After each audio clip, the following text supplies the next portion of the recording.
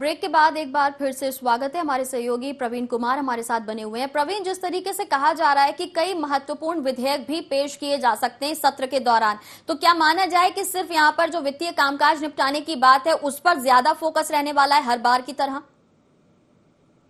कि सत्ता पक्ष यही चाहेगा कि जो वित्तीय कामकाज है या जो अन्य विधानसभा कार्रवाइयां हैं उनको लगातार जारी रखते हुए उस काम धाम को निपटाया जाए। और बाकी अगर बात किया विपक्ष के हमलों की है या सवालों की है, क्योंकि इस बीच कहीं ना कहीं स्थगन प्रस्ताव भी लाए जाएंगे, ध्यानाकर्षण प्रस्ताव भी लाए जाएंगे। ऐसे कई चीजें हैं जो हो सकता है कि जो आगामी विधानसभा जो विधायकों की बैठक होगी, कांग्रेस विधायकों की बैठक होगी, उसमें इस तरह के निर्णय लिए जाएंगे कि आगे किस तरह से प्रस्ताव लाने हैं। तो हो सकता है कि इस तरह की तैयारी विपक्ष करेगा। तो इसके लिए कहीं ना कहीं सत्ता पक्ष भी तैयार है। सत्ता पक्ष जैसा पहले उनका रवैया रहा है कि किसी बात को लेकर ज्यादा जवाब नहीं देते हैं, सिर्फ एक जवाब आता है सत्ता पक्ष की ओर से, अगर उससे संतुष्ट है तो ठीक है, नहीं तो विपक्ष के द्वारा कहीं ना कहीं बहिर्गमन हंगामेबाजी होती है और सत्ता पक्ष आगे की कार्रवाई में चला जाता है। हो सकता है इस बार भी यही कोशिश करेगा सत्ता पक्ष की जो मुद्दे हैं, ये कांग्रेस जिन मुद्दों को उठाएगा तो हो सकता है उसके जवाब देकर और उसके बाद जो उनकी वित्तीय कार्रवाई है या जो अन्य विधानसभा कार्रवाई है उसे लगातार आगे जारी रखते हुए इन बातों को दरकिनार भी कर सकता है, इसकी भी उम्मीद जताई जा रही है, जैसा कि पहले विधानसभा कार्रवाई के दौरान देखने को मिला है। तो स्वाभाविक है ऐसे में कहीं ना कहीं कांग्रेस को एक रणनीति के तहत काम करना होगा। सिर्फ हंगामा करके सदन के अंदर या बहिर्गमन करके सिर्फ काम नहीं बनेगा। कहीं ना कहीं जनता के मुद्दों का जवाब आए, इसके लिए विपक्ष को कोशिश करनी होगी कि सत्ता पक्ष मजबूर हो जाए कि जो जनता के मुद्दे विपक्ष उठा रही है उस पर सही तरीके से जवाब आए। किसानों का आत्महत्या के मामला हो, चाहे नक्सली फर्जी नक्सली मुठभेड़ हो, आदिवासी महिलाओं के साथ उत्पीड़न के मामले, ऐसे तमाम चीजें जिस मामले को लेकर बिल्कुल तमाम मामले हैं जिस पर विपक्ष सदन में घेरने की तैयारी कर रहा है सत्ता पक्ष को। जान लेते हैं कि किस तरह सवालों के जवाब यहाँ पर तैयार किए गए। हमारे साथ सच्चिदानंद उपासने जुड़ गए हैं। आप छत्तीसगढ़ बीजेपी से प्रवक्ता हैं, स्वागत है आपका सर। जी जी धन्यवाद। उपासने जी, जिस तरीके से मानसून सत्र शुरू होगा अगस्त में, यहाँ पर विपक्ष तमाम सवालों के साथ सदन में एक बार फिर से घेरने की तैयारी करने की बात कर रहा है, जिसमें किसानों की आत्महत्या का मुद्दा काफी अहम माना जा रहा है। क्या ये माना जाए कि प्रदेश में अभी किसान जो परेशान नजर आ रहे हैं, जिस तरीके से चक्का जाम किया गया, प्रदर्शन करने की बात कही गई, विधायकों के घेराव की बात कही जा रही है, कहीं ना कहीं समस्या जरूर है? नहीं, देखिए समस्या कोई नहीं है। समस्या जो है विपक्ष के द्वारा बनाई जा रही है जी। यदि वास्तव में इतने किसान परेशान रहते तो सड़कों पर किसान ही दिखाई देते, कांग्रेस के नेता नहीं दिखाई देते। और रही बात विधानसभा सत्र की, तो सत्र में प्रश्न उठाए, उसका अधिकार है और उसका जवाब भी सुने, बहस भी करें। सत्र में केवल हंगामेदार करके और बहिर्गमन कर देना या बातों को नहीं सुनना, ये सत्र की गरिमा नहीं होती है। सत्र की गरिमा बनाए रखना ये विपक्ष की जिम्मेदारी है और अपने प्रश्नों के उत्तर, जो जनता के प्रश्न लेकर आए हैं उसका उत्तर भी सुनना ये भी उनकी जिम्मेदारी है। इसलिए तो पूरी तरह से प्रश्नों को उठाएं। हमारे हर मंत्री उसका संतोषजनक जवाब देंगे, माननीय मुख्यमंत्री जी जवाब देंगे, उसकी पूरी तैयारी हमारी पार्टी के द्वारा की गई है। बिल्कुल, लेकिन उपासने जी, जिस तरीके से ये विपक्ष की तरफ से हमेशा शिकायत सामने आती है कि विपक्ष को सुना नहीं जाता, उनके सवालों के जवाब नहीं दिए जाते और इसलिए हंगामे की स्थिति निर्मित हो जाती है खुद ब खुद, तो क्या माना जाए, क्या जिस तरीके से आरोप लगाए जा रहे हैं विपक्ष की तरफ से, क्या वाकई इस तरह की स्थितियां बन जाती है कि विपक्ष को तवज्जो नहीं दी जाती? एक संस्था है, वहाँ कोई झूठ बोलकर नहीं चलेगा जी। जो बातें हैं सारे रिकॉर्ड के आधार पर, कार्रवाइयों के आधार पर जो जवाब दिए जाएंगे जी। वो आखिर एक जिम्मेदार मंत्री के द्वारा जवाब दिए जाते हैं और जिम्मेदार संस्था में जवाब दिए जाते हैं। इसलिए ये कहना कि जवाब नहीं मिलते ये पूरी तरह से गलत है। जो जवाब है सारे जानकारी के जवाब, पहले से प्रश्न पूछे जाते हैं, उसका जवाब इकट्ठा उस विभाग के द्वारा जो घटनाक्रम है उसके आधार पर किया जाता है और उसका जवाब वहाँ पर तथ्यों के साथ, प्रमाण के साथ दिया जाता है। इसलिए ये कहना कि जवाब नहीं देते, जवाब सुनने की आदत होनी चाहिए। बहिर्गमन करके हल्ला करने की, जो एक नाटक करने की बात हो गई कि टीवी में हम हल्ला करते दिखे।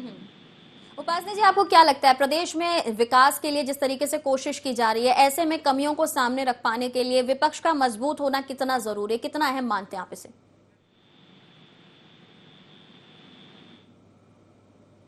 चलिए आपसे सवाल का जवाब लूंगी, बने रहें आप हमारे साथ। इस वक्त फोन लाइन पर टीएस सिंहदेव हमारे साथ जुड़ गए हैं, स्वागत है सर आपका। जी नरसिंह जी, आदाब। आपसे जानना चाहेंगे सिंहदेव साहब, जिस तरीके से विपक्ष ने तैयारी की है कि मानसून सत्र के दौरान तमाम सवालों के जवाब पूछे जाएंगे, लेकिन हमारे साथ उपासने जी बने हुए हैं फोन लाइन पर। उनका कहना है कि विपक्ष गंभीर नहीं है, मुद्दों को भटका दिया जाता है, सवाल तो किए जाते हैं लेकिन जवाब नहीं सुने जाते। अब उपासनी जी विधानसभा में होते तो उनको अंदाज लगता कि क्या परिस्थिति है वहाँ। जी।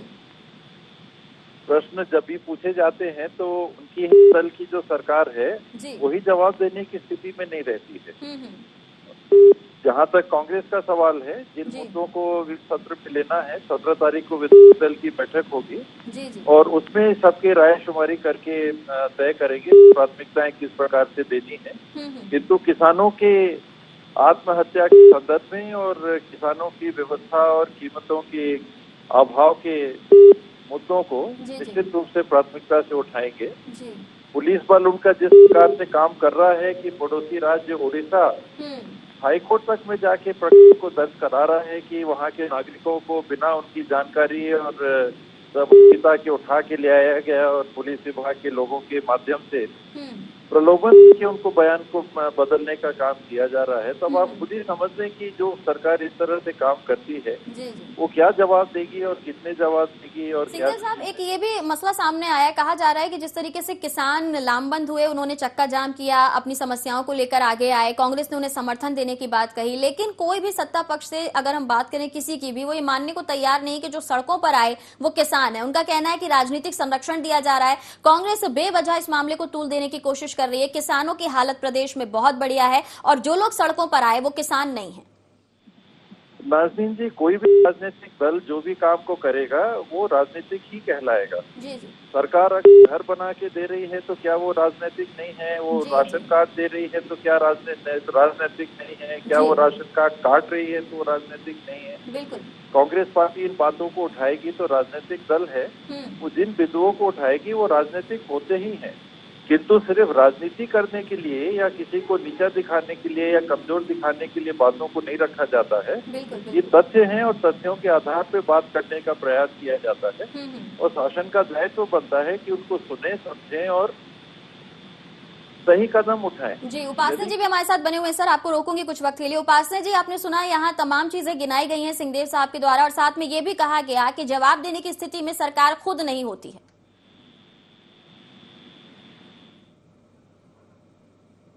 चलिए, उपासना जी से शायद हमारा संपर्क टूट गया है। सिंहदेव साहब बने हुए हैं फोन लाइन पर।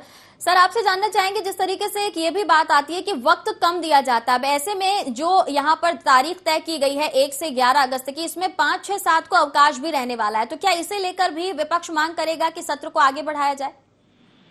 इस बार स्पीकर साहब ने भी चर्चा की थी और 1 तारीख से 11 तारीख राखी का पर्व होने के कारण और 31 तारीख को पर्व होने के कारण ये 10 दिन की कार्रवाई नहीं हो सकी है। वरना इस बार उन्होंने चर्चा अवश्य की थी कि 10 दिन का सत्र करना है। छुट्टियों के चलते ऐसा हो गया और अगर और मुद्दे ऐसे रहेंगे तो हम लोग अवश्य चर्चा करेंगे, समय और भी दिया जाए। बिल्कुल। सिंहदेव साहब, आपसे ये भी समझना चाहेंगे, जिस तरीके से अगर हम बाकी प्रदेशों के बराबरी रख के अगर छत्तीसगढ़ को देखें तो यहाँ पर खुद भाजपा भी थोड़ी चिंतित नजर आ रही है। जिस तरीके की तैयारियां अभी से कर दी गई हैं, अलग अलग जगह पर अलग अलग नाम सामने रखे जा रहे हैं कि किसको टिकट बांटा जाएगा, वहीं कांग्रेस की तैयारी को वो उतना अच्छा नहीं देख रहे हैं। तो क्या सिर्फ ये बातें ही मानी जाएं या फिर वाकई जैसा कांग्रेस कह रही है कि कुछ डर यहाँ पर तैयारी का मालूम पड़ रहा है, कांग्रेस भी बराबर से मुकाबला करने के लिए खड़ी हुई है, ऐसे वाकई में प्रदेश में हालात बने हैं? ये एक और कुप्रचार है नाज़नीन जी कि कांग्रेस की तैयारी में कमी है। जी।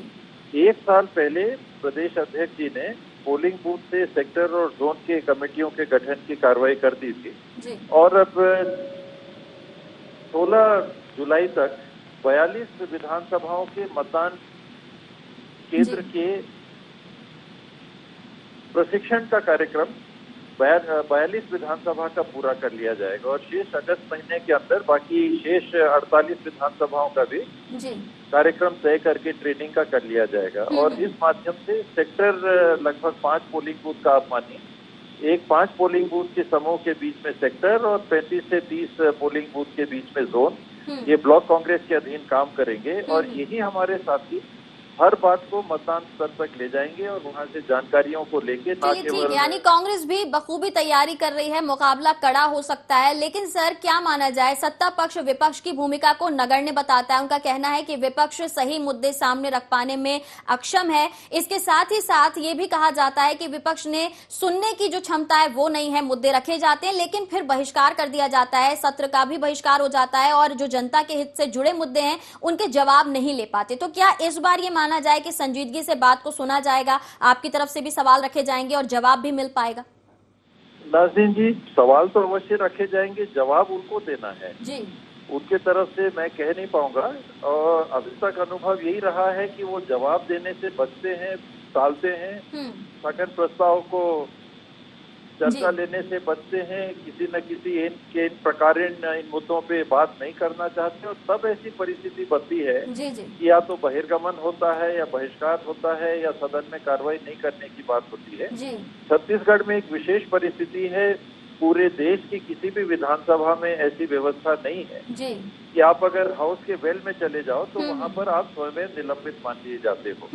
आप अन्य चाहे पार्लियामेंट हो, अन्य विधानसभाओं में देखते हैं कि जब वेल में सदस्य आ जाते हैं तो कार्रवाई को रोक दिया जाता है और सत्ता पक्ष के ऊपर एक विशेष दबाव बनता है। भारतीय जनता पार्टी ने तो दिल्ली में पार्लियामेंट को 5 साल चलने ही नहीं दिया है।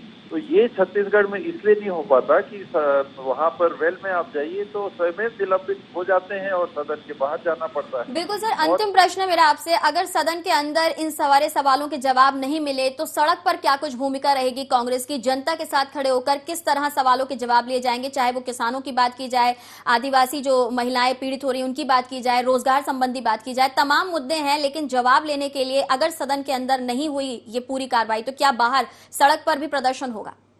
सदन की कार्रवाई के पहले ही 11 तारीख को प्रदेश कांग्रेस कमेटी ने हर जिला मुख्यालय में किसानों के संदर्भ में सत्याग्रह के कार्यक्रम का निश्चय किया है और 11 तारीख को हम लोग 6-8 घंटे हर जिला मुख्यालय में बैठेंगे और सत्याग्रह करेंगे। इसमें कोई आवेदन नहीं देंगे, कोई विज्ञप्ति नहीं देंगे। उपस्थित होकर किसानों की बात सरकार सुनती है कि नहीं, एक गांधीवादी तरीके से हम लोगों का ये पहल होगा और इसके बाद जब सदन में कार्रवाई होगी तो सरकार ने इन बातों को तब तक सुना, जाना और समझा कि नहीं और कुछ किया कि नहीं, उस संदर्भ में फिर सदन में भी चर्चा होगी। चलिए, बिल्कुल उम्मीद करते हैं कि ऐसा ही हो। बहुत शुक्रिया सर हमें समय देने के लिए, हमारे साथ जुड़ने के लिए। हमारे सहयोगी प्रवीण बने हुए हैं। प्रवीण, आपने पूरी बातचीत सुनी। यहाँ पर जिस तरीके से कहा जा रहा है कि सदन के अंदर सवालों के जवाब लेने की पूरी कोशिश की जाएगी, अब जवाब मिलते हैं या हर बार की तरह यहाँ पर बहिर्गमन या फिर सत्र के बहिष्कार की नौबत आ जाती है, ये वक्त तय करेगा। लेकिन बाहर भी कांग्रेस तैयारी कर रही है, तो क्या ये माना जाए कि जो बड़े नेता हैं, दिग्गज हैं, जिनके ऊपर जिम्मेदारी है, वो लगातार प्रयास कर रहे हैं?